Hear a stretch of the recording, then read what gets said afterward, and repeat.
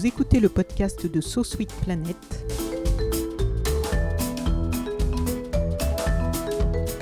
Je suis Anne Greff et je vous propose des rencontres autour des thèmes des droits humains, de la culture et de l'environnement. Samira Sedira, bonjour. Bonjour. Je suis ravie de te rencontrer pour parler des livres que tu as écrits, de ta vie un petit peu aussi, qui me semble assez liée à tout ça, et qui semble assez liée d'ailleurs aussi au fait que tu aies commencé à écrire, si j'ai bien compris. Donc tu es comédienne et écrivaine. Ton premier roman, donc, qui était assez autobiographique, mais pas que, qui était un mélange autobiographique et fiction, L'odeur des planches, donc a été interprété au théâtre par Sandrine Bonnet. Et nous nous rencontrons aujourd'hui pour parler de ton quatrième roman, qui sort tout juste, Des gens comme eux. Donc bienvenue sur le podcast de So Sweet Planet. Merci de m'accueillir. En fait, j'ai décidé de commencer en lisant le résumé du livre. Très bien. Parce que c'est un petit peu long, mais au moins tout le monde va pouvoir nous suivre après. Bonne idée. Donc, carnage dans un village de montagne, où les 5 membres d'une famille sont assassinés par un voisin. Lors du procès, sa femme tente de comprendre la mécanique infernale qui a mené son mari à cette folie meurtrière. Inspiré d'un fait divers, le roman explore l'enfermement d'une petite communauté villageoise vivant en huis clos, où l'autre, par sa condition sociale, sa couleur de peau, son appétit de vivre, fascine et dérange jusqu'à la folie meurtrière. Les Langlois sont étrangers au pays, ce village de Carmack, perdu dans une vallée montagneuse où tout le monde se connaît et se ressemble. Et les Langlois sont riches, du moins en apparence. Ils se font construire un chalet impressionnant face à la maison modeste d'Anna et de Constant. Ils possèdent 3 voitures de marque, vivent sur un grand pied.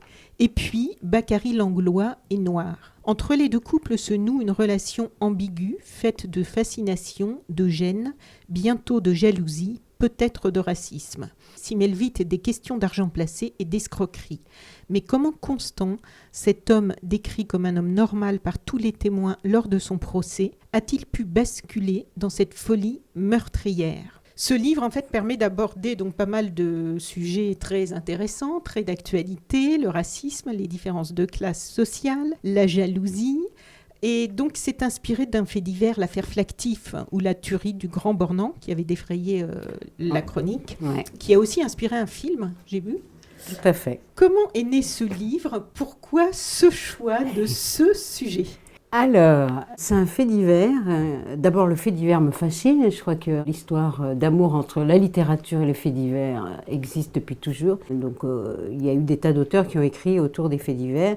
On est fascinés, certainement les auteurs sont fascinés parce que nous sommes fascinés par l'âme humaine, les méandres de l'âme humaine, certainement fascinés aussi par notre propre faillibilité des hommes que nous sommes. Et donc ça, c'est déjà une première chose. J'avais été fascinée aussi par ce fait divers, donc survenu en 2003, parce que je me souviens des gros titres, et le mobile, c'était toujours « Il a tué par jalousie ou par envie », ça me semblait très réducteur. Donc j'ai été fouiller un petit peu, et je me suis rendu compte qu'en effet, c'était beaucoup plus complexe que ça. Ensuite, je pense que quand on travaille sur un fait divers, on travaille pour, peut-être, en tant qu'auteur en tout cas, pour dire ce qui n'a pas été dit. Ce que n'ont pas dit les journalistes, ce que n'a pas dit la justice, non pas par oubli, mais parce que, évidemment, l'auteur va se placer là où il n'y a pas de mots. Et moi, je me souviens m'être dit, tiens, ils n'ont pas envisagé ce fait divers sous l'angle de la haine raciale. Je ne dis pas que c'était juste ça. Je pense que c'est beaucoup plus complexe, que c'est un mélange de tas de choses. Mais aucun quotidien n'avait envisagé ce crime sous cet angle-là. Et puis en plus, il y a des éléments sur lesquels je travaille depuis toujours, qui m'obsèdent au quotidien et dans mon travail de création, les rapports de classe, le surgissement de l'étranger toujours perçu comme une menace pour l'autre, pour un groupe. La fascination d'un être sur un autre. Il y a aussi le huis clos de la communauté qui m'intéresse beaucoup. Tout ça, la pression communautaire, tout ça, ça m'intéresse beaucoup. Et c'est pour ça que j'ai eu envie de travailler sur ce fait divers-là en particulier. Oui, j'ai bien senti en lisant le livre en fait, qu'il y avait une envie de sonder, d'explorer et d'attirer l'attention aussi sur les mécanismes psychologiques qui peuvent conduire au dérapage. Oui. Et je me suis demandé qu'est-ce qui avait le plus nourri ce livre? Est-ce que c'était de l'imagination, de la fiction, de l'étude des faits de l'époque, ou aussi des études psychologiques sur ce qui fait qu'on dérive et qu'en fait, un peu tout le monde, je serais tentée de dire, peut dériver, peut-être plus ou moins, mais enfin, on se croit toujours très à l'abri quand on voit des faits divers, et puis finalement, ça peut être des gens tout proches de nous, peut-être nous un jour, qu'est-ce qui fait qu'à un moment, ça... Oui, c'est peut-être pour ça que ça nous attire aussi, les faits divers, c'est parce que c'est une façon de distinguer ceux qui passent à l'acte et ceux qui ne passent pas à l'acte, donc nous, ça nous rassure un peu sur notre santé mentale. Et pourtant, ça nous excite aussi sur cette possibilité de passer à l'acte. Donc moi, en fait, c'est un mélange de tout ce que tu as dit. Je me suis beaucoup documentée. J'ai lu beaucoup d'articles, j'ai vu pas mal de choses, des archives télévisuelles. Je me suis beaucoup nourrie, mais je me nourris beaucoup pour après m'en détacher. Et là, je laisse place à l'imaginaire. En général, je me documente, ensuite j'oublie tout ça pendant 2-3 mois. Et puis quand je reviens, je me dis alors qu'est-ce qui reste ? Mais je ne vais pas regarder tout ce que j'ai noté. Je ne vais pas du tout aller ouvrir mon ordinateur pour voir ce qui reste. Je vais voir ce qui reste en moi. Et les quelques éléments qui vont rester, ça va être des éléments qui m'ont sûrement frappé et des choses qui sont sûrement importantes pour moi. Avec ces éléments-là, c'est avec ça que je vais commencer à travailler. Donc en fait, ce travail-là, comment on pourrait dire ça ? C'est quelque chose de... C'est hybride, c'est un mélange de tas de choses. Et évidemment, la psychologie des personnages. Alors, psychologie, c'est pas si... Moi, en plus, je suis pas psychologue, je sais pas du tout comment ça peut fonctionner, mais tu observes. Mais j'observe. Je suis très observatrice, de par mon travail de comédienne aussi, et d'auteur. C'est vrai qu'on est très observateur et très amoureux du genre humain. C'est vrai, très amoureux du genre humain. Malgré ses défauts, malgré tout ce qui est de pire chez l'homme et la femme, nous en sommes pourtant très amoureux. Il faut, je crois, l'être. Sinon, on peut pas, comme sur scène, on peut pas jouer un personnage, même un personnage dégueulasse, on peut pas le jouer si on ne l'aime pas profondément. Donc, au travers de cette histoire et de la colère, de la haine que l'on voit grandir chez Constant, qui finira donc par assassiner toute cette famille Langlois, tu décris aussi l'impact du regard de l'autre. Ce couple apparemment très à l'aise financièrement, qui regarde de haut Constant et sa femme. On sent naître, au début ils sont amis, puis on sent naître la condescendance, le mépris. Il y a une supériorité aussi de réussite sociale affichée, exhibée, avec une violence sourde mais implacable, qui devient vraiment très violente. Et lorsque Anna, donc la femme de Constant, donc elle commence à faire le ménage chez le couple Langlois, alors qu'au début ils sont amis, donc on voit comment petit à petit le rapport en fait amical évolue, et la façon dont les Langlois les considèrent, qui évolue et qui change aussi, jusqu'à ce qu'ils se trouvent en fait mis sur la touche, puisqu'il y a des réunions d'amis, en fait ils apprennent accidentellement qu'ils ne sont pas invités, donc elle fait le ménage, donc on voit bien cette espèce de machine infernale qui se met en route, que personne ne voit en fait, à part eux qui le ressentent. Dans leurs amis autour, ils observent un peu ça, mais donc tu décris l'impact de ce regard, la façon dont les Langlois les considèrent, et donc ils ne sont plus à égalité. Et toi, tu as donc vécu une situation très proche, tu l'as raconté, j'ai regardé l'émission avec Frédéric Lopez où tu racontes longuement tout ce que tu as pu ressentir et tout ce que tu as pu vivre. Tu l'as raconté donc dans ton premier livre, L'odeur des planches, même s'il y a aussi de la fiction, mais on sent bien le vécu de cette expérience de vie. Lorsqu'après des années à travailler en tant que comédienne, tu es donc devenue femme de ménage. Et au début, tu pensais que ça te semblait léger comme décision. Complètement, au moment où tu l'apprends, grande naïveté. Anodin. Et puis en fait, tu te retrouves embarquée dans ce tunnel vers l'enfer, et tu expliques comment tu passes de la visibilité sur les planches à l'invisibilité. Et je trouve que c'est bien décrit aussi dans Des gens comme eux, comment Anna, en fait, qui au début est une personne du village, a son couple, a une vie normale, et comment finalement ces gens qui deviennent assez importants parce qu'ils arrivent avec un statut social, avec de l'argent, avec tout ça, et comment ils arrivent par leur regard, par la façon dont ils les considèrent, à les mettre sur la touche et à faire qu'ils se retrouvent en fait petit à petit, ils se retrouvent... D'égal à égal, ils deviennent dominés. Oui, voilà.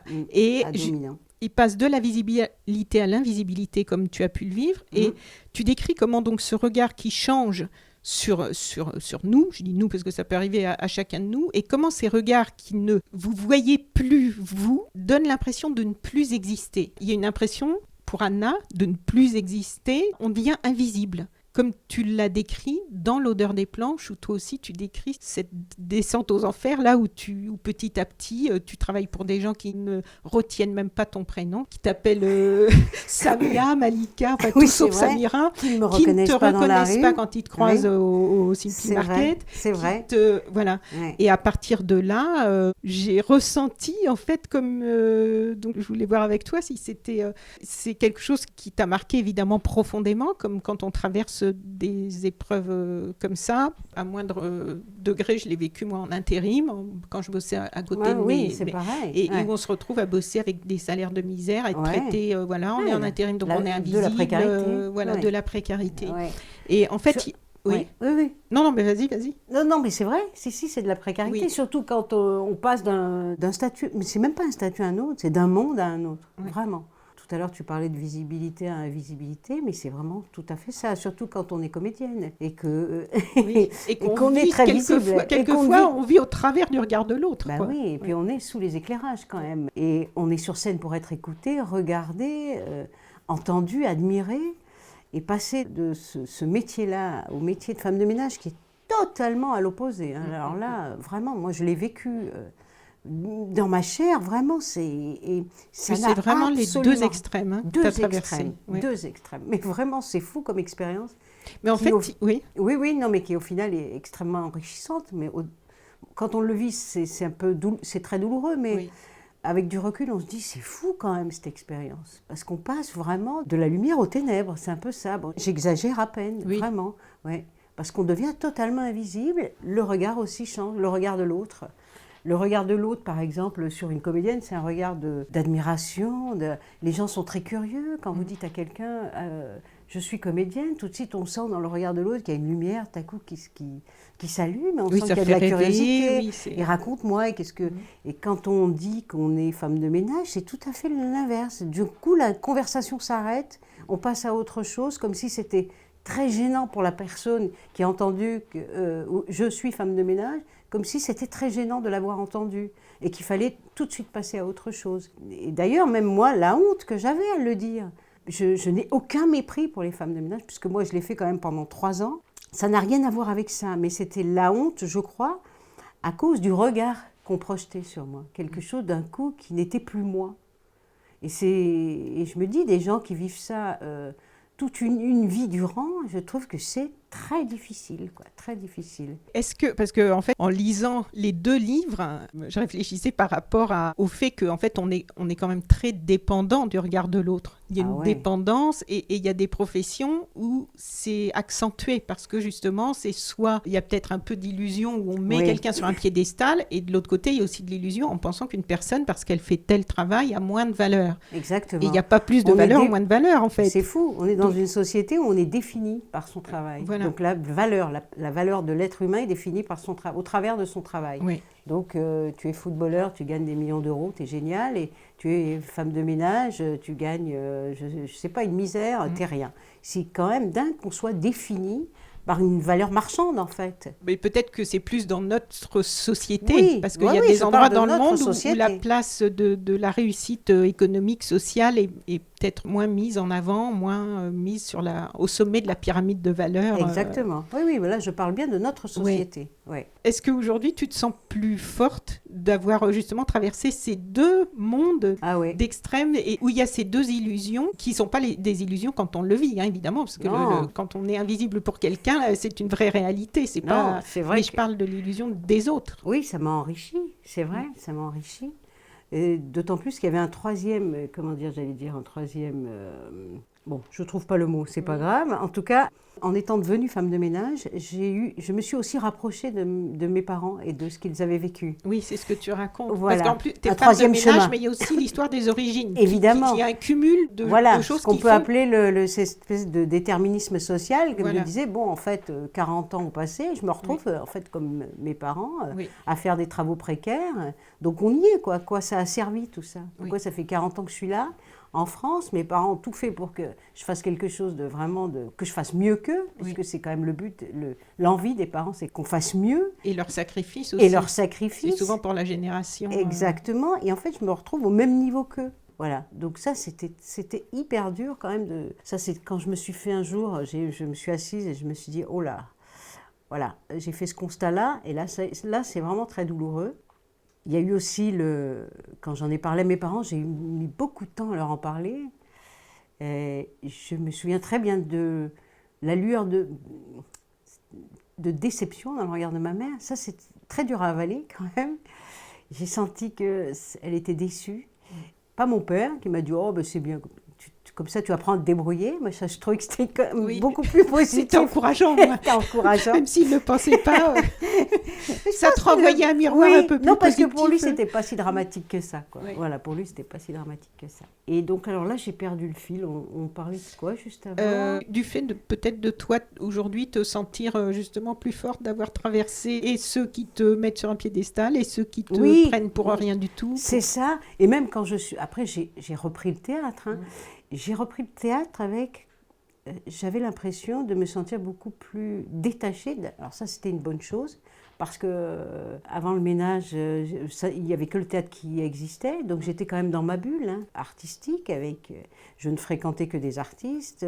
On est quand même dans une bulle assez protégée. Un peu protégée même de la société et de difficultés de la société. Et quand la bulle éclate et qu'on se retrouve avec les gens de la société, là on se dit « Ah ouais, il y a tout un pan de la société que je ne connais pas en fait. Qu'est-ce que c'est que cette histoire ?» Oui, et en plus, les gens qui, eux, sont restés dans la bulle, t'oublient assez vite. Ah ben carrément, oui. C'est là où... Ah ben oui, et t'oublies assez vite, t'as beau les appeler, ils te tendent pas la main. Non, c'est, comme je disais, le théâtre t'enlève tout ce qu'il t'a donné en très peu de temps. Hein. Il te retire tout ce qu'il t'a donné en très peu de temps. Donc dans beaucoup de milieux artistiques, je crois. Ouais.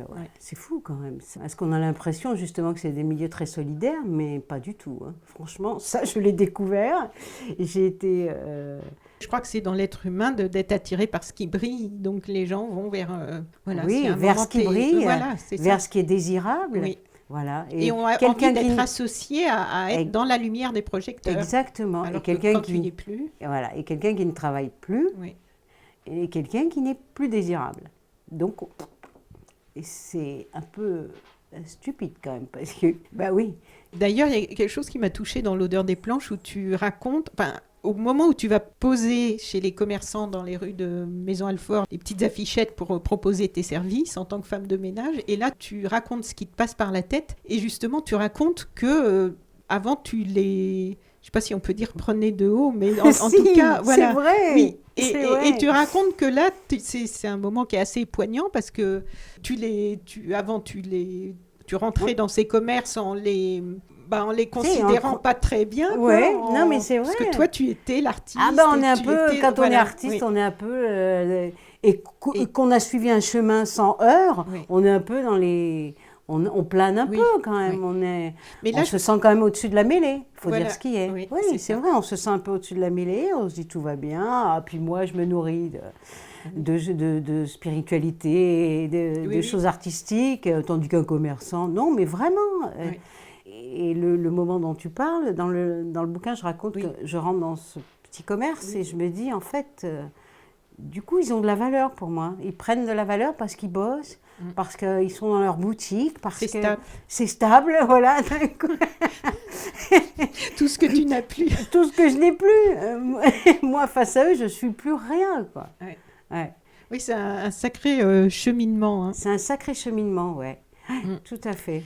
Et dans les deux livres aussi, ce qui m'a marqué, c'est vraiment cette description que tu fais de ce regard dominant, quoi, du regard qui domine parce qu'il se croit supérieur et que voilà, et des conséquences de ce regard. Et donc c'est quelque chose que l'on peut retrouver ça dans les différences de classe sociale et dans le racisme en fait. Il y a ce regard dominant qui se croit supérieur sur la base de choses qui dès tiennent qu'il pas y a debout, différence, en fait. ouais, tout à fait. Voilà, qui ne sont pas vraiment sur des critères de valeurs humaines à proprement parler. Et aussi, tu décris assez bien comment les personnes qui sont dans cette position abusent de cette position. Parce que vraiment, dans les deux cas, c'est assez fort. Hein. Aussi bien la femme du couple Langlois, Sylvia. voilà, quand elle dit à Anna, mais oui, mais reste, enfin, qu'elle l'invite à se mettre à la même table qu'elle pour prendre un café ou un repas, et elle daigne lui offrir une place à table, alors qu'avant ils étaient amis.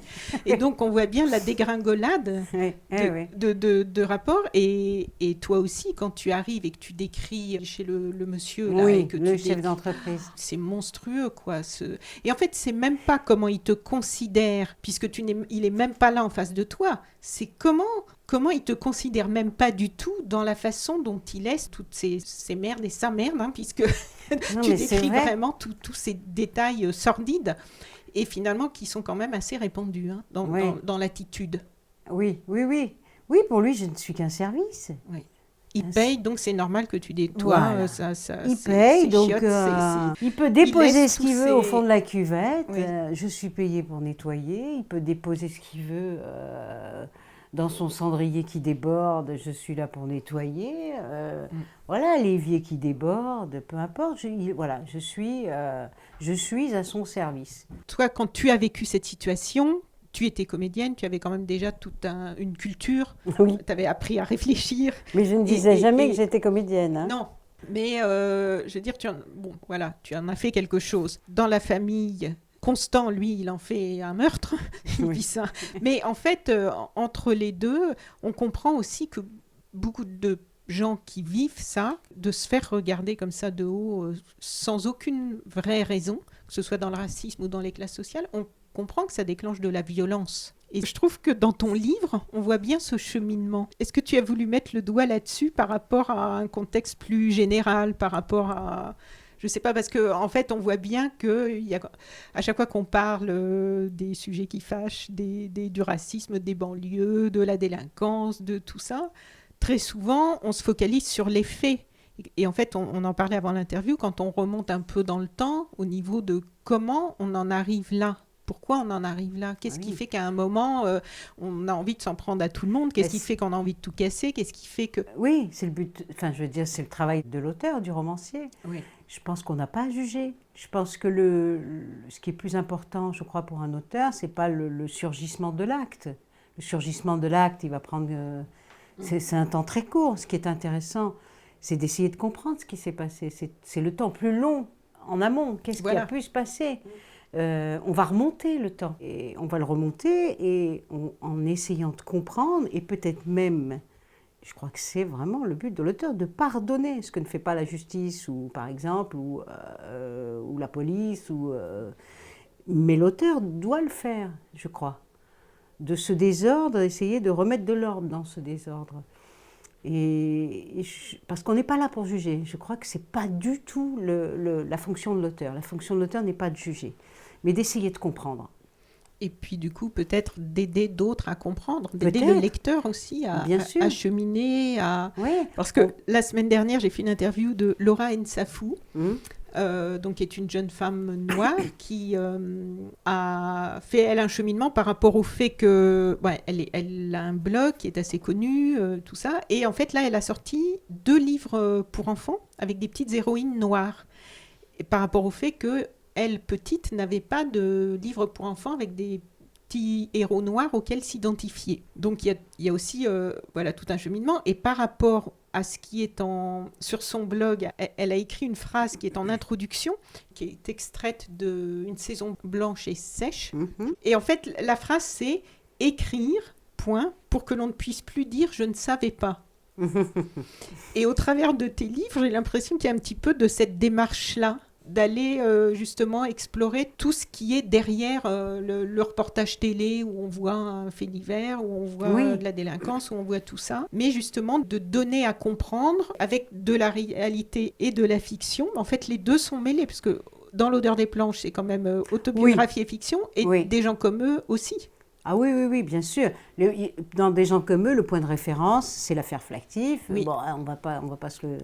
Mais tu as donné d'autres noms. J'ai donné d'autres noms, voilà. et puis j'ai retravaillé les personnages, j'ai retravaillé les relations. Nous, on va, comme je disais plus haut, l'auteur va essayer de dire ce qui n'a pas été dit, ce qui est resté dans le silence. Oui, c'est hors des radars, quoi. C'est hors des radars, ouais. Et c'est un autre chemin qu'il va prendre. C'est un chemin différent des journalistes, différent de la justice, différent de tout ça. Lui, il va échafauder des hypothèses, il va essayer de comprendre, il va aussi se laisser guider par ses personnages. Il va les laisser faire. Et ça n'a rien à voir avec un travail de journaliste, par exemple. Mais à partir du moment où c'est de la fiction, on a l'impression qu'on n'est que dans la distraction et le loisir. Or, moi, ce que je trouve très intéressant dans des livres comme les tiens, c'est que toute cette partie qui est hors des radars, c'est quand même ça qui pourrait nous aider à construire un monde meilleur, c'est-à-dire comprendre si on va vraiment chercher en amont pourquoi c'est valable pour tout, hein, aussi d'ailleurs sur la planète, hein, quel que soit que ce soit au niveau individuel ou au niveau des États, mais plus on commence à chercher quelles sont les vraies causes en amont de tout ça, et quelquefois c'est une chaîne de causalité comme des petits dominos mais ça aide à comprendre un petit peu ce qui se passe, mais surtout ça peut aider à ne pas reproduire. Oui, aussi, c'est vrai. Après, ça, je ne suis pas certaine que ce soit possible. Aider à comprendre, oui. Après, ne pas le reproduire, je ne suis pas certaine. Il y a quand même, dans ce que tu décris par rapport, que ce soit les situations racistes ou par rapport aux classes sociales, et de ce que tu décris et de ce qu'on peut voir dans la vie, généralement, la plupart des gens qui perpétuent ça, qui font subir ce type d'attitude, ne s'en rendent même pas compte. Oui, bien sûr. Donc, il y a quand même des prises de conscience qui sont possibles. On peut espérer, non ? Oui, bien sûr. Je l'espère, en tout cas.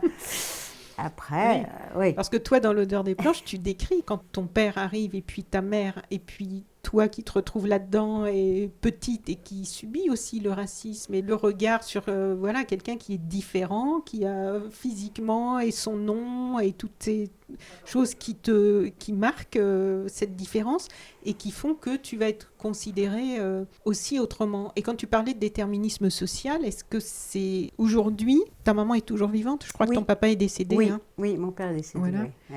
Et ta mère, qu'est-ce qu'elle pense aujourd'hui de ton parcours ? Parce que finalement, tu l'as quand même jugulé, le déterminisme social. Oui, bien sûr. Ben, ma mère,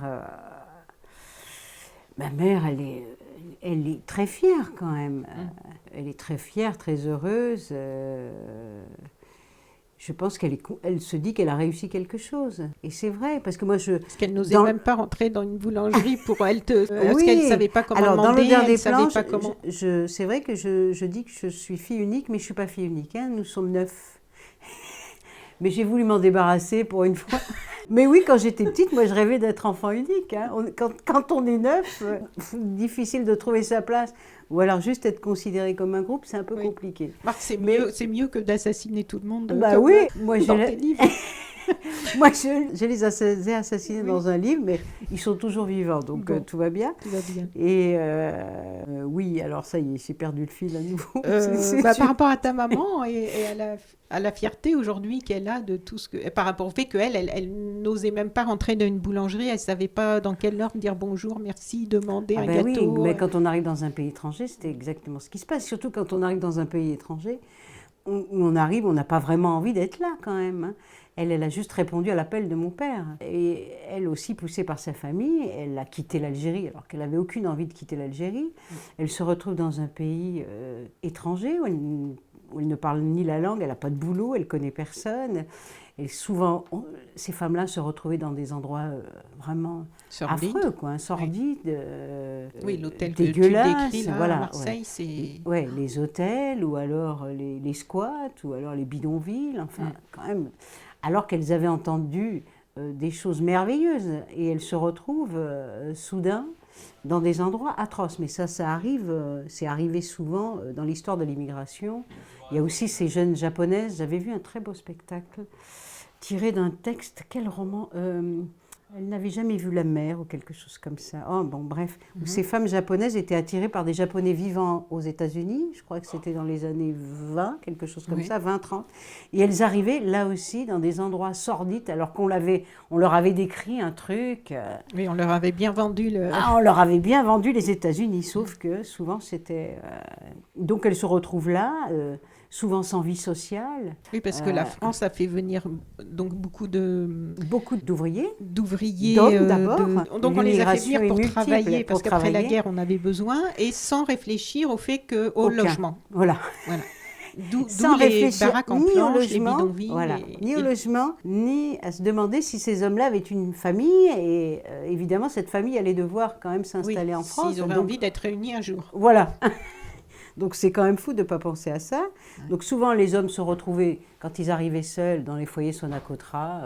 Les fameux foyers Sonacotra. Les fameux foyers Sonacotra ou les hôtels sordides, les marchands de sommeil. Oui. Et quand les femmes les rejoignaient souvent avec des enfants, puisque les hommes faisaient la navette, ils travaillaient 6 mois, ils repartaient 6 mois. Ils travaillaient en fait pour nourrir leur propre famille restée au pays.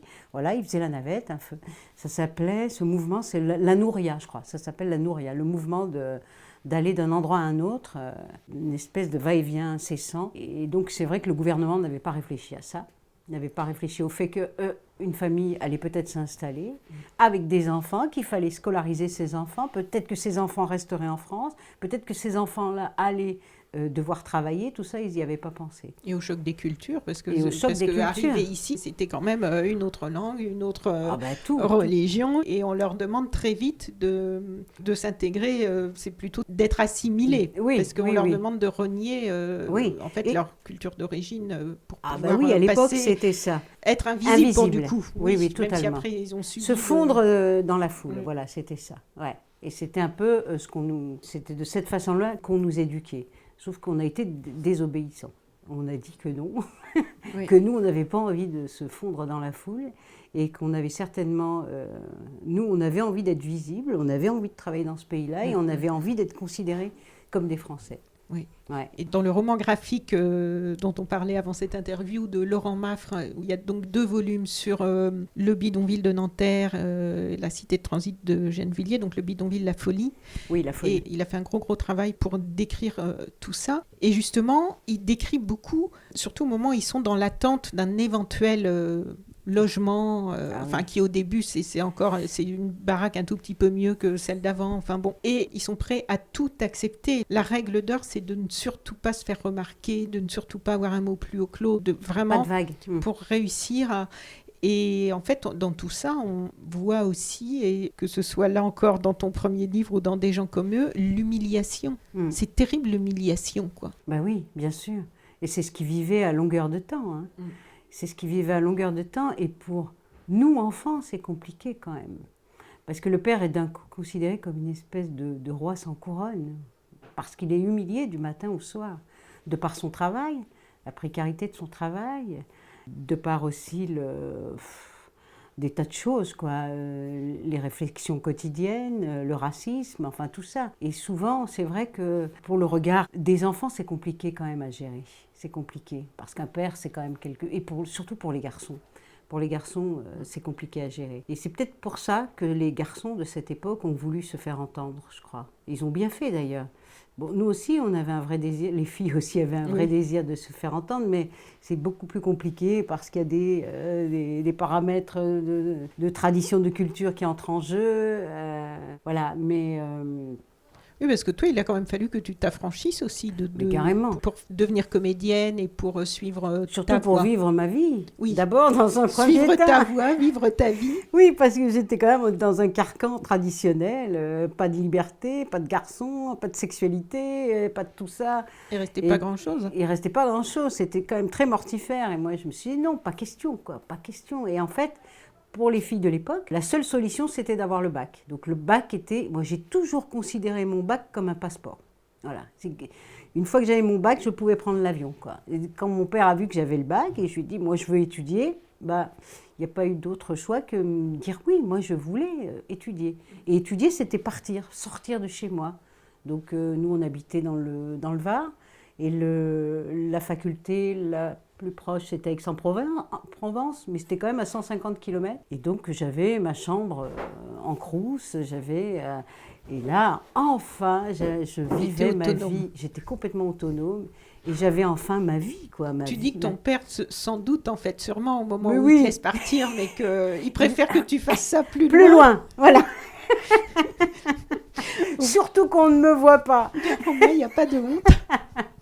Voilà, parce que le regard de l'autre est très important aussi dans ces communautés. Ouais. On en revient là encore. On en revient là. Ouais. Le regard de l'autre, la pression de la communauté. Oui. Ouais. C'est d'ailleurs ce que j'aborde dans mon deuxième roman, qui est Majda en août. J'aborde ça. Puis oui, voilà. Et donc, je me suis affranchie, c'est vrai. Et donc, tu deviens comédienne, et pendant combien d'années avant cette chute difficile? Je deviens comédienne, donc après avoir fait l'école de la Comédie de Saint-Étienne. D'abord, je vais à la fac, je m'ennuie, machin, je me cherche. Je me dis, tiens, le théâtre, c'est pas mal. Et puis après, il y a quelques années encore. Et enfin, je rentre à l'école de la Comédie de Saint-Étienne. Je deviens comédienne. Et ensuite, je travaille pendant... Ça se passe vraiment bien, quoi. Hein. Vraiment, c'est la voie royale pour moi, à part quelques mois. Mais c'est normal, hein, on est intermittent du spectacle. Donc, il y a des moments où ça s'arrête. Mais c'est jamais plus de 6 mois, quoi. C'est un truc vraiment correct. Puis un jour, il n'y a plus rien. Mais vraiment plus rien. Et ça dure 15-20 ans? 20 ans. Ah oui, 20 ans. 20 ans. Oui, c'est pas juste démarrer en tant que comédienne non, et puis à un moment il n'y a plus rien. C'est que c'était vraiment installé quand même. Bah, carrément, oui. Ouais, vraiment installé. Je travaillais régulièrement jusqu'au moment où ça s'arrête. On ne sait jamais pourquoi ça s'arrête. C'est très mystérieux. Oui. Ça s'arrête parce que ça s'arrête. Mais pour des tas de comédiens, connus, pas connus, il y a un moment ça s'arrête. Ça peut arriver à n'importe qui. Voilà. Et ça s'arrête, plus de chômage, donc plus en fin de droit, pas de projet. Là, quand il n'y a pas de projet... on se dit, là, ça va être compliqué. Là. Oui, l'angoisse arrive. Mais le métier d'acteur, c'est de toute façon un métier d'angoisse. Hein. Oui. Parce qu'on ne sait pas du tout ce qu'on va faire le lendemain. On sait pas du tout C'est un métier très instable, il n'y a pas de sécurité d'emploi, mais on choisit de le faire. Donc, oui, voilà. Et quelquefois, c'est justement pour fuir la routine qui ne convient ça, pas. Aussi, c'est vrai. Ouais. La routine, c'est... Ouais. Mais là, et tu parlais, toi, de ta génération par rapport au père et à la difficulté, à la déception, à la honte du père de ne pas pouvoir offrir mieux et tout ça. Et toi, tu revis ça par rapport à ton fils. Oui, un jour, tu l'emmènes travailler avec toi. Et en fait, il te dit, mais c'est ça ton travail, maman, le frottage. Oui, c'est ça. Et là, tu racontes ta tristesse, quoi. Il y a un grand moment de vertige, là. Hein. Oui, c'est un moment de vertige, puis ça agit d'un coup comme un miroir. Et je repense à mon père, forcément. Moi, je ne le vivais pas de la même façon pour mon père. Moi, je me souviens, une fois, donc, il y a une scène où je me souviens, j'ai vu sa fiche de paie. Mm-hmm. Je devais avoir 7-8 ans. Je me souviens uniquement de ouvrier spécialisé. Ah oui, OS. OS. Et moi, je me disais, waouh, mais mon père, c'est pas un ouvrier quelconque, hein. C'est un ouvrier spécialisé. Oui. Tu avais envie de l'admirer, en fait. Mais oui, et pour moi, je me disais, waouh. En fait, quand on sait ce que ça veut dire ouvrier spécialisé, on se rend compte que c'est rien du tout l'ouvrier spécialisé, puisque c'est pas lui qui est spécialisé, c'est la machine avec laquelle il travaille. Voilà, donc c'est ce qu'il y a au plus bas de l'échelle, au fond, l'ouvrier spécialisé. Oui. Donc ça, c'est une parenthèse, mais oui, c'est vrai, d'un coup, mon fils qui me pose cette question, et là, il y a un grand sentiment de tristesse qui m'envahit, je me dis, je le déçois. Je ne suis pas certaine, en fait, de l'avoir déçu. Je ne sais pas. Tu ne sais pas quel sentiment l'a traversé à ce moment-là? Non, que l'a traversé ou l'a envahi, je ne sais pas. Peut-être que... Parce que toi, tu avais peur qu'il ressente ça, voilà, oui, donc tu as projeté ça. Oui, peut-être que j'ai projeté, j'en sais rien. Il était jeune, hein, je crois qu'il avait 5-6 ans à l'époque. Il faudrait que je lui pose la question, maintenant qu'il en a 14, pour savoir ce qu'il en a pensé. En tout cas, moi, c'est vrai que ça m'avait vraiment... ça m'avait fait beaucoup de peine... parce que ça avait agi en miroir, je crois. Ouais. Et quand tu commences à écrire, comment ça se passe en fait? Qu'est-ce qui a été le déclic? Qu'est-ce qui t'a encouragé à sortir tout ça et finalement à écrire un livre au début, j'imagine, en ne sachant pas ce que ça donnerait? Bon, alors l'écriture, ça a toujours existé chez moi. Oui. J'ai toujours écrit. Dès qu'on m'a donné, on m'a donné un stylo étant petite, j'ai commencé à écrire et je crois que j'ai jamais arrêté. J'ai toujours adoré ça, écrire et lire. Donc Ça a toujours existé. J'ai toujours fait des bouts de texte, des bouts de machin, des demi-manuscrits, des moitiés de nouvelles, enfin bref. Mais j'avais jamais été au bout d'un vrai objet livre. Et en fait, quand j'ai commencé à écrire quand j'étais femme de ménage, je me souviens, mais c'était pour rééquilibrer quelque chose en moi. Oui, comme des gens qui font un journal intime, Oui, peut-être pour mais que ça sorte. surtout que sans création, moi, je m'assèche. Je me suis vraiment... Quand on fait des ménages toute la journée, c'est un travail très répétitif, très pénible, très dur, physiquement. Oui, fatigant. Ouais, fatigant, mentalement, psychiquement, très asséchant, je trouve. On pense à rien, on Puis est il y a des nourri par douleurs, rien. t'as mal partout. Ah oui. Tu racontes, Ouais. Ça, c'est... Avant de commencer ce travail-là, je n'imaginais pas à quel point ça pouvait être épuisant, quoi. Quand on fait 5-6 heures de ménage à la suite, on rentre chez soi, on est complètement lessivé, mais vraiment. On n'est plus qu'un corps. Je me disais, tu n'es plus qu'un corps. Tu ne penses plus, tu n'es plus qu'un corps. Ah oui. Ah ouais, vraiment. On n'est qu'un corps parce qu'on l'entend. Il se plaint tout le temps, ce corps. Il a mal partout. J'avais envie en tout cas de créer. Parce que moi, sans création, je me sens sèche, quoi. Je me sens pas nourrie. Donc j'ai commencé à écrire. Et j'ai commencé à écrire parce qu'un jour, je me suis retrouvée avec une amie, on buvait un coup et je lui disais le plus dur, je lui racontais. J'ai raconté à très peu de gens que je faisais des ménages, oui. Très très peu de personnes. Oui, ça se comprend. Ouais. Donc je gardais ça pour moi et là, je lui ai dit. Et je lui ai dit le plus dur, c'est d'être revenue au même niveau que mes parents. Ça, c'est dur. Et elle me dit, ben, c'est ça qu'il faut, écris-le ça. Ça, il faut que ça, c'est intéressant à écrire. Mais à écrire pour toi ou pour... Parce que, en fait, je pose cette question parce que, justement, tu dis tu n'en parlais à personne. Non. Mais faire un livre, c'est exposer à tout le monde. Oui, donc c'est quand même passer d'un extrême à l'autre. Ouais, mais sur le moment, je n'y pensais pas du tout. Ah, pas l'éditer, tu veux dire. Tu ne pensais pas à le publier? Si, je pensais à le publier. Mais l'angoisse est arrivée à la veille de la sortie du livre. La veille, je me disais, mais en fait, tout le monde va le savoir. Ah oui, tu n'avais pas réalisé pendant tout ce temps. Là, tout le monde va le savoir, tout le monde va le découvrir. Tu l'as caché, mais en fait, tout le monde va le découvrir. Oh, et là, c'est très angoissant quand même. Ouais, là, c'est très angoissant. Et on a juste envie de dire, on stoppe tout, on arrête tout. C'était trop tard. Bah oui, ils avaient imprimé, tout était sorti, tout était déjà en librairie. Et en plus, avec la promo, il faut que tu racontes et que tu racontes. Oui. Oh là, c'était quand même très, très, très compliqué. Et en fait, ça s'est super bien passé. Au fond, j'ai eu pas mal de retours hyper positifs, y compris des gens de théâtre qui m'ont dit merci parce que, au fond, c'est une parole qu'on entend peu. La précarité des artistes, on l'entend peu. Des comédiens, là, en l'occurrence, parce que c'est le monde dans lequel j'évolue, parce que les comédiens ont honte de dire qu'ils ne travaillent pas. C'est une parole taboue. On ne dit pas qu'on va mal. Comme on en parlait tout à l'heure, oui. On ne dit pas qu'on va mal. On a honte. Parce que justement, on a honte et on n'est pas. On ne répond plus à ce qu'on attend de nous. Voilà, de briller, et on n'est plus du tout désirable. Oui, et un objet non désirable, on n'en veut pas. Et surtout que le désir, ça je le dis souvent, mais le désir ne va que dans un sens, du metteur en scène à l'acteur. Si le metteur en scène ne vous désire pas, ben, il ne vous prendra pas. Et si l'acteur désire travailler avec un metteur en scène, il aura beau lui dire ben, j'aimerais bien travailler avec toi, il lui dira ouais, bon, ben, on verra, pour l'instant je t'ai pas en tête. Je ne t'envisage pas. D'ailleurs, même dans le lexique, mais c'est vrai, on dit je te veux dans mon spectacle, je te prends dans mon spectacle. C'est quand même un vocabulaire un peu érotico, amoureux. C'est vrai quand même, ça tourne autour de ça. Mais ce désir-là ne va que dans un sens. Donc l'acteur est là, attend. Alors s'il veut agir, il faut qu'il fasse ses propres projets. Oui, sinon il est dans la dépendance. Ah ben il dépend totalement du bon vouloir d'un metteur en scène. Et pour qu'un metteur en scène ait envie de vous, il faut vous montrer. Parce que si vous ne vous montrez pas, on vous oublie très vite, il y en a tellement. Donc il faut aller aux premières, voilà, il faut passer sa vie à draguer, quoi. En gros, mais d'ailleurs, c'est cette expression américaine bankable, puisqu'on veut des acteurs bankable, mais c'est horrible quand on y pense. C'est horrible. Ouais, parce que c'est vraiment que l'aspect financier. Quoi. Ah ben là, on est dans la rentabilité, c'est la personne qui attire tout le monde, qui attire l'argent, qui attire sur les réseaux sociaux. Voilà, c'est pour ça qu'il faut qu'un acteur reste désirable. Donc un acteur s'il veut être désirable, il faut qu'il bosse tout le temps. Et plus il bosse, et plus sa valeur augmente. Je trouve que tout ce que tu décris, c'est des angles différents, mais c'est beaucoup par rapport au regard, quoi. L'impact du regard des autres. Mais parce qu'il nous définit un peu le raciste et celui qui subit le racisme. Là, dans des gens comme eux, c'est plus par rapport aux classes sociales, mais il y a cette violence toujours du regard. Oui. Oui. Et bien souvent, entre ce qu'on croit être et la façon dont le regard de l'autre vous définit, c'est souvent pas compatible, ces deux choses-là. Souvent, on se dit, tiens, en fait, c'est comme ça qu'il me voit, mais c'est pas du tout comme ça que je me sens. C'est souvent pas compatible.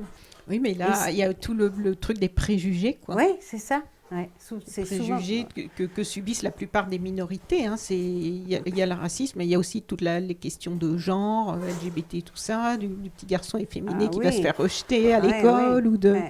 Le problème des différences. Voilà, et là on est quand même toujours sur le regard. Et ça m'a fait penser, parce que là on est dans un village de montagne, de gens qui sont habitués à vivre entre eux. Donc là, à partir du moment où le noir arrive, et je ne sais pas si tu avais vu, il y a une petite vidéo qu'on trouve sur le net qui avait été faite dans un village en Suisse, quand James Baldwin arrive dans ce village qui est perdu dans la montagne, où il vient parce qu'il est en dépression. C'est un ami lui prête un chalet pour venir se reposer dans ce village, mais qui n'est pas un endroit de chalet où on fait du ski. C'est vraiment un endroit très perdu. Et ils n'ont jamais vu de noir. Et en fait, il raconte ça, et il y a une vidéo où on le voit marcher dans le village, et puis aussi, je crois qu'il en a fait il y a eu quelque chose de publié par rapport à ça.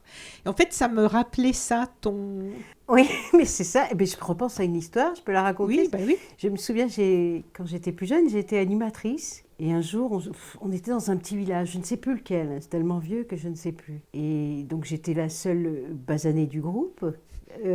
Parmi les enfants et les animateurs. Et il pleut des cordes et on se retrouve on demande à un paysan de nous protéger dans sa grange. Il nous protège et je vois qu'il me regarde.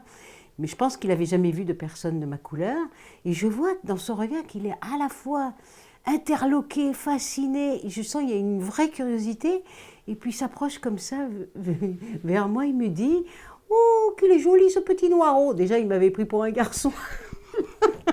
Comme s'il parlait d'une bête, je ne sais pas, ou d'un petit veau. Donc, tu étais un garçon et noir. Je précise pour les auditeurs qui ne te voient pas que tu n'es pas noir. Mais oui, et puis d'un coup, je me suis sentie comme un petit veau, en fait. Mais je ne suis pas certaine que dans sa bouche, ça a été consciemment... je pense que c'était sincère, que c'était la première fois qu'il voyait quelqu'un comme moi.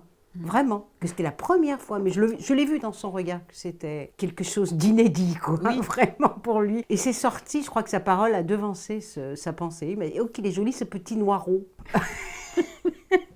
Et toi, comment tu l'as vécu, donc ? Oh, j'étais troublée, quand même. Mais t'avais quel âge ?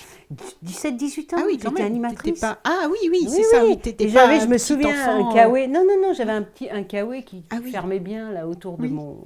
J'avais une capuche. Il ne voyait pas tes cheveux. Voilà, il ne voyait pas mes cheveux, donc il voyait que mon visage. Et je me souviens très bien de la grande curiosité dans son regard. Il voyait quelque chose d'un peu étrange. Et là, c'est peut-être la première fois que j'ai été confrontée à quelque chose d'étrange, vraiment, où je me suis dit, tiens, je suis sûrement différente alors. Parce qu'on ne sait pas en grandissant. Je me souviens, moi, on ne se rend pas compte on a une couleur de peau différente. Jusqu'à ce que l'autre te le renvoie. Voilà, jusqu'à ce que l'autre te le renvoie. Y compris le sexe. On s'en fiche un peu. Moi, j'ai toujours grandi sans savoir quelle était... jusqu'à 18-19 ans, sans savoir quel était vraiment... sans chercher à correspondre à un genre particulier, en étant toi-même. Voilà, on est juste soi-même. Oui. Et puis un jour, l'autre te définit, au fond. C'est ça. Enfin, on peut continuer à se définir comme on veut aussi. Bien sûr, c'est une première étape. Oui. Après, parce que ça peut être une prison, de se laisser définir aussi par, mais bien sûr. Par l'autre et faire des dégâts. C'est juste la première aussi. étape. Oui. Et puis après, évidemment, on se définit par soi-même. Après, on se rend compte quand même que ça peut être... Mais je parle donc des premières expériences avec l'autre et le regard de l'autre. J'ai lu ou entendu que tu avais été quelqu'un de très révolté. Et je voudrais bien savoir qu'est-ce qui te révoltait et si on en parle au passé, donc si tu as été quelqu'un, parce que dans l'interview c'était formulé comme ça, donc ça laissait entendre que tu ne l'étais plus ou tu l'étais moins. Donc j'aimerais bien savoir qu'est-ce qui te révoltait autant et aujourd'hui, qu'est-ce qui peut encore te révolter. Oh là là, Ce qui me révoltait quand j'étais petite et jeune fille, et quand j'étais chez moi, c'était les différences de traitement entre filles et garçons. Ça m'insupportait, quoi. Vraiment, alors là, moi et mes frangines, hein, mais moi j'étais l'aînée, donc j'étais un peu la meneuse. Mais on ne comprenait pas. On ne comprenait pas pourquoi il y avait une différence de traitement entre les garçons qui pouvaient tout se permettre, nos frères, qui faisaient rien à la maison, donc on les servait en plus. Donc on était éduqués comme des servantes, et eux comme des enfants rois, à vivre comme ils l'entendaient, à sortir comme ils l'entendaient. Et nous, on était quand même enfermés du matin au soir, pas de liberté, peu de choses intéressantes à faire. Et ça me rendait, ça me rendait dingue. Moi, ce que j'avais envie de faire, c'était de m'émanciper. C'était mon but premier. Je crois que j'ai toujours pensé à ça. C'est pour ça, tout à l'heure, je disais, ce que je veux obtenir, c'est mon bac. Et puis, c'était ça. Je me disais, tu obtiens ton bac et tu t'en vas. Et tu vis ta vie comme tu l'entends. Moi, je n'avais pas envie d'une vie calquée sur celle de ma mère, par exemple. Ça ne m'intéressait pas. Je n'avais pas envie qu'on me propose un gars du bled à marier. Moi, je n'avais pas envie de ça. J'avais pas envie de ça. Donc ça, c'est vrai que ça me rendait vraiment... Tu voulais être libre. Je voulais être libre. Ouais, c'est vraiment ça, quoi. Je crois que ça m'a toujours accompagnée. Et encore maintenant, je crois que ça me poursuit. Ça, c'est pas mal, hein. C'est pas mal. Être libre, essayer de faire ce que je veux, quoi, ce que je désire vraiment. On n'y parvient pas toujours, c'est difficile, hein, mais c'est pas toujours facile d'être libre, c'est pas toujours évident. C'est un long chemin. C'est un long chemin. Il y a des choses évidentes, mais après, c'est complexe, hein, ouais. toute cette question. D'essayer de faire ce qu'on désire, c'est pas toujours facile. Oui. De ce qu'on veut. Être libre intérieurement aussi. Oui, parce qu'on peut être libre, s'affranchir des ta famille ou un patron ou je ne sais quoi, où tu ressens concrètement une liberté. Mais après, vraiment trouver la liberté au fond de soi, se dégager justement du regard des autres, de tout ça, c'est un long chemin. Ça, c'est un très long chemin. Que ça nous atteigne moins. Même si concrètement, après, dans les faits, il y a des... Ouais, c'est un long chemin. Ouais. Vers ce qu'on appelle la sagesse. Est-ce qu'on va y arriver? Je ne sais pas. Et ça, c'est vrai que c'est toi, tu as eu des bons outils sur ta route pour développer la sagesse, quand même, plus que d'autres. Tu as eu des épreuves qui peuvent servir à ça. Hein. C'est vrai. Ouais, c'est vrai. Donc aujourd'hui, qu'est-ce qui... Ouais. Aujourd'hui, tellement de choses me révoltent. Est-ce que tu es quelqu'un d'engagé ou est-ce que... Enfin, ça, déjà, c'est une forme d'engagement d'écrire la comme littérature, ça, hein. Mais c'est principalement dans l'écriture que je m'engage. J'essaie de parler justement de ce qui me révolte, de ce qui m'obsède, au fond, hein, de ce qui me... de ce qui me perturbe, de ce qui me touche au quotidien. Principalement. C'est vrai que c'est comme ça que... C'est ma façon à moi de faire de la politique. Oui, parce que moi, j'ai parlé essentiellement de ton premier roman, L'odeur des planches, et de celui qui sort des gens comme eux. Est-ce que tu peux nous... Parce que je pense que c'est intéressant que nos auditeurs...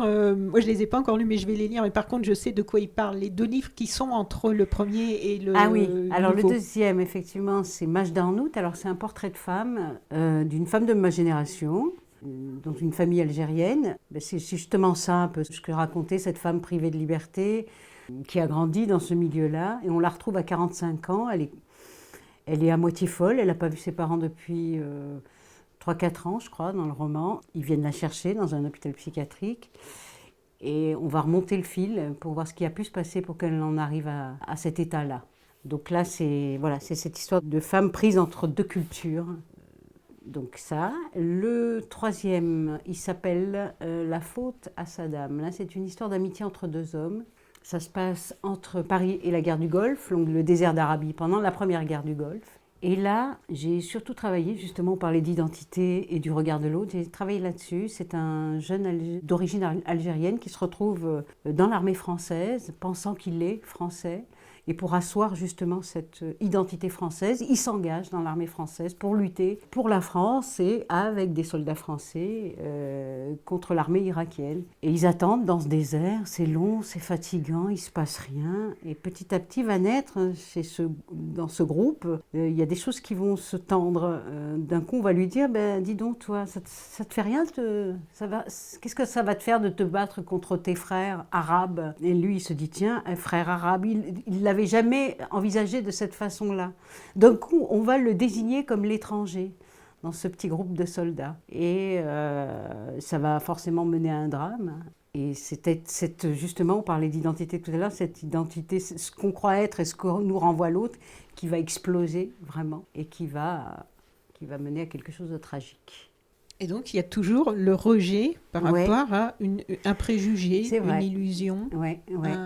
Ou une difficulté à trouver sa place, ou une difficulté à devenir ce qu'on est réellement, ce qu'on veut réellement. Ouais. Et puis toujours ce travail. Peut-être tu devrais faire du documentaire aussi. J'adorerais. Parce que j'adore le documentaire. En fait, là, je trouve que moi, ce qui me touche beaucoup en général dans le documentaire, et j'adore ce genre, moi aussi. C'est vraiment parce qu'on peut prendre le temps plus que par rapport à un sujet qui est traité en 3 minutes dans un JT. Là, on peut prendre le temps de remonter. Moi, ça m'a aidé à comprendre pas mal de choses sur des situations, notamment au Moyen-Orient, parce que souvent dans ces documentaires qui sont faits bien après des périodes de conflit ou tout ça, ils vont interroger des anciens responsables, des armées, des ceci, de cela. Et là, on s'aperçoit qu'en fait, l'info qu'on nous donnait au moment où ça se passait, il nous manquait tellement d'éléments pour comprendre ce qui se passait, en fait. Tellement d'éléments, soit d'éléments, des vraies raisons qui sous-tendaient les actions armées à ce moment-là, soit des antécédents qui ont amené, qui ne sont pas expliqués, qui n'a pas été dit. Exactement. Et donc, je trouve ça intéressant parce que on prend le temps, comme tu le fais avec tes livres, on part de... D'ailleurs, les deux, je ne sais pas si les deux que j'ai pas lus sont pareils, mais il y a toujours cette construction de présent-passé. On fait des allers-retours. Dans les deux autres aussi. Dans les deux autres aussi. Oui, c'est vrai. Peut-être que je change de construction maintenant, mais c'est vrai que c'est vrai. Moi, je trouve ça intéressant parce que ça offre une mise en perspective, comme on peut le faire en montage dans un documentaire. Tu sais, dans un documentaire, on a aussi souvent des allers-retours dans le temps. Oui, que j'adore d'ailleurs, c'est vrai, j'aime beaucoup ce genre aussi. Et là, dans tes livres, ça permet aussi, puisque là, on suit, dans Des gens comme eux, en fait, on suit Anna qui, au moment du procès, qui essaie de remonter le fil. Donc, on a la réalité du procès qui se déroule et au milieu de ça, tu insères des chapitres où elle remonte le fil de l'histoire pour essayer de comprendre comment cet homme qu'elle aimait, avec lequel elle vivait, en est arrivé là. Voilà. Est-ce qu'on peut parler des projets ? Il y a un nouveau livre, tu as des idées pour la suite Oui. Ou tu vas te consacrer à d'autres choses ? Non, il est. J'ai en fait, oui. Parce que là, finalement, tu as repris pas mal d'activités dans divers domaines, si j'ai bien compris. Oui, je fais du théâtre, je refais du théâtre, donc en tant que comédienne. J'ai aussi écrit des textes de théâtre, très peu. Je fais uniquement quand on me commande une pièce, mais sinon ça me vient pas... Mais L'odeur des planches a donc été montée, on l'a dit avec Sandrine Bonner. Oui, ça a fait l'objet d'une adaptation théâtrale. Avec des très bonnes critiques. Oui, c'est un super moment, ça s'est très bien passé avec Sandrine Bonner.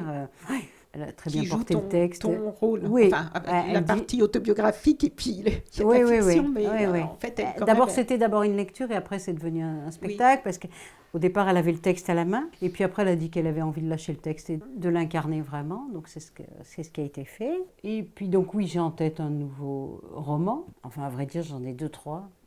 Je suis un peu perdue, mais c'est normal, il faut toujours être paumé avant de se lancer. Il faut se perdre. Et puis, j'ai aussi des spectacles à venir. Voilà, un prochain spectacle en répétition autour des violences policières, donc un sujet très, très actuel et très à vif.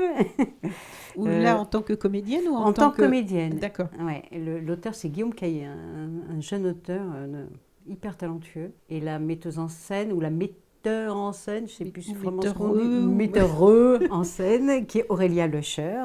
Voilà, donc je pense que ça va tourner pas mal aussi. Je crois que ça va jouer et à la MC 93 et on nous a dit à la Cité universitaire, je crois. Et puis une reprise d'un spectacle, ce sera mais pas tout de suite, en janvier, je crois 2021, d'un spectacle de Jean-Louis Martinelli et de Christine City sur les foyers d'urgence, dans lequel je joue une éducatrice avec des jeunes acteurs très talentueux aussi, qui s'appelle « Ils n'avaient pas prévu qu'on allait gagner ». Voilà.